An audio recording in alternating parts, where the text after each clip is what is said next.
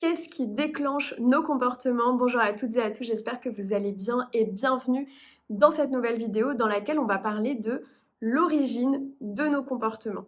J'ai eu l'idée de vous parler de ça parce que je suis tombée sur une vidéo de Marie Lopez, alias Enjoy Phoenix sur YouTube, qui a publié une vidéo qui existe aussi d'ailleurs en épisode de podcast sur la peur de l'échec. Et dans cette vidéo, à un moment donné, elle parle d'un comportement qui a été déclenché pour elle il y a quelques années.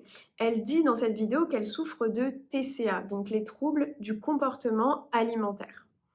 Et dans cette vidéo, elle dit que ces TCA ont été déclenchés parce qu'elle avait la croyance que les gens attendaient d'elle qu'elle ait un physique parfait. Donc à cette époque, elle allait participer à l'émission sur TF1 de Danse avec les stars et elle était, je cite, tétanisée par l'idée que si elle n'était pas parfaite physiquement, elle allait décevoir les gens. Et c'est intéressant finalement ce qu'elle dit parce que elle explique dans un exemple très clair et très concret pendant en fait un moment de sa vie que elle a déclenché finalement, qu'elle a créé en fait un comportement qui a été malheureusement négatif pour elle et que ce comportement, il a été déclenché par une croyance, à savoir la croyance que les gens attendaient d'elle qu'elle ait un physique parfait. Et elle dit notamment dans la vidéo qu'une croyance est souvent déclenchée par ce qu'on nous a dit. Et oui, en effet, une croyance, elle est souvent créée par une conversation ou alors parce qu'on a pu lire ou parce qu'on a pu entendre ou écouter. Que ce soit également dans un film, les films aussi et les séries nous créent aussi des croyances. Et j'avais en fait envie de vous parler de cet exemple parce que c'est un exemple vraiment concret qui montre que qu'est-ce qui déclenche justement nos comportements, qu'est-ce qui est à l'origine de nos comportements? Eh bien, ce sont nos croyances. Nos croyances, ce sont elles qui créent nos comportements, nos croyances et nos pensées. Mais de toute façon, nos croyances et nos pensées sont intimement liées finalement. Parce que, en fait, une croyance crée une pensée et une pensée crée par la suite un comportement. Le plus important, ce sont les croyances qui nous créent des habitudes. C'est-à-dire que parfois une croyance peut nous créer un comportement ponctuel qui va pas forcément avoir beaucoup d'incidence sur notre vie parce que ce comportement, il va être ponctuel. Par contre, là où les croyances jouent un rôle majeur, c'est finalement dans nos habitudes. Par exemple, si on prend l'exemple des habitudes alimentaires, qu'est-ce que vos croyances vous font créer comme habitude alimentaire? C'est-à-dire qu'est-ce que vous consommez finalement comme aliment au quotidien? Quelle est votre manière de vous alimenter?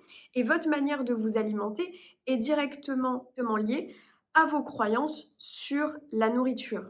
Tous vos comportements finalement alimentaires sont créés par vos croyances sur la nourriture, sur potentiellement le physique que vous devez avoir, comme le dit Marie dans sa vidéo.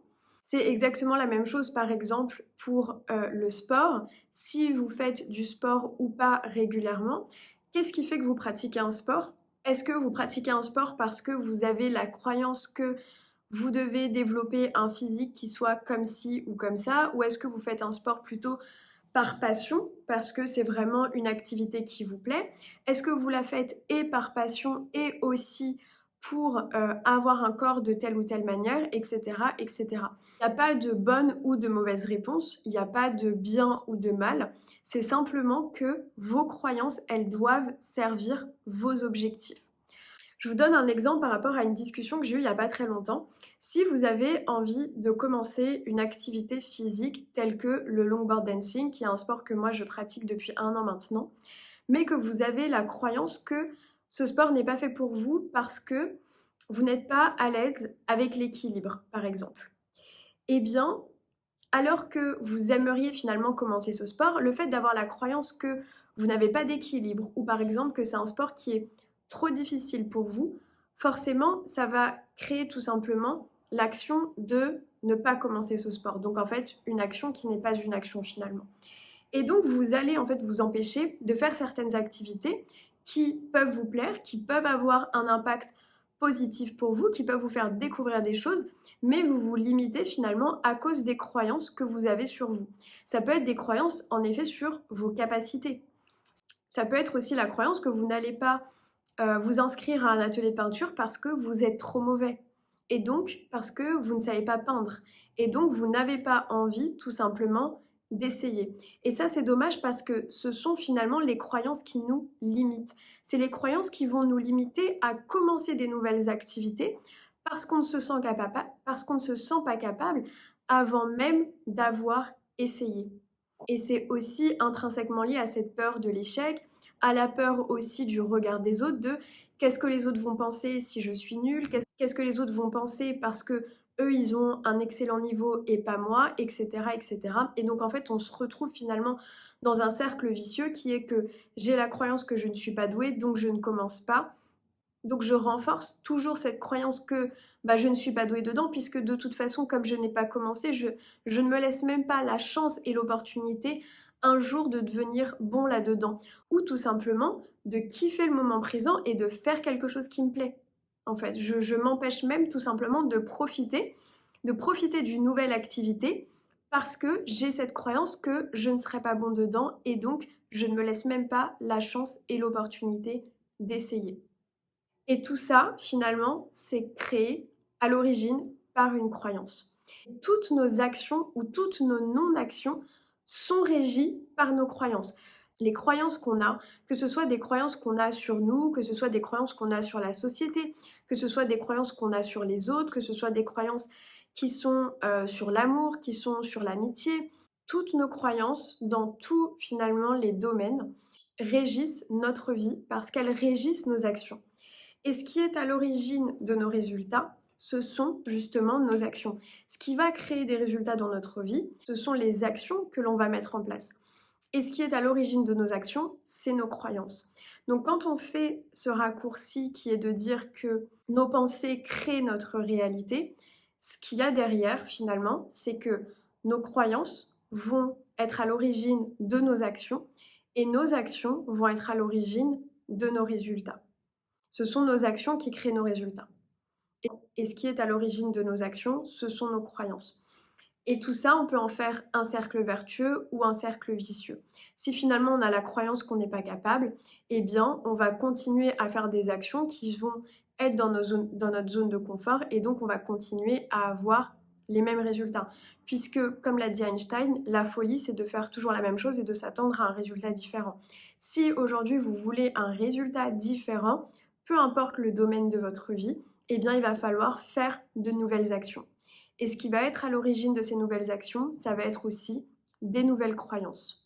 Soit ça peut être des actions auxquelles vous n'aviez jamais pensé jusqu'à présent, et où vous vous dites, oui, pourquoi pas le tenter, et je le fais. Soit il va falloir changer vos croyances. Je vous donne un exemple. Si vous avez envie de créer une chaîne YouTube, par exemple, mais que vous avez la croyance que vous allez être ridicule à faire des vidéos sur YouTube, que ça ne va pas plaire, et bien là, dans ce cas-là, il va falloir switcher cette croyance. De passer de « je ne serai pas ridicule sur YouTube, mais je vais apporter quelque chose ». Je vais apporter quelque chose au monde grâce à mes vidéos. Que ce soit du savoir, que ce soit du divertissement, que ce soit ce que vous avez envie en fait finalement. Il va falloir modifier cette croyance pour justement adopter ce nouveau comportement qui va vous apporter de nouveaux résultats dans votre vie. Et ces résultats, ils vous apportent aussi des opportunités. Voilà, écoutez, j'espère que ça vous a plu, j'espère que ça vous aura éclairé justement sur qu'est-ce qui est finalement à l'origine des résultats que l'on a dans notre vie. Si vous voulez aller plus loin, si vous avez envie justement d'avoir de nouveaux résultats, que vous voulez changer vos croyances en profondeur et pas juste dans le conscient, mais aussi dans l'inconscient, vous pouvez réserver un appel découverte avec moi. Vous avez le lien juste en bas dans la barre d'infos.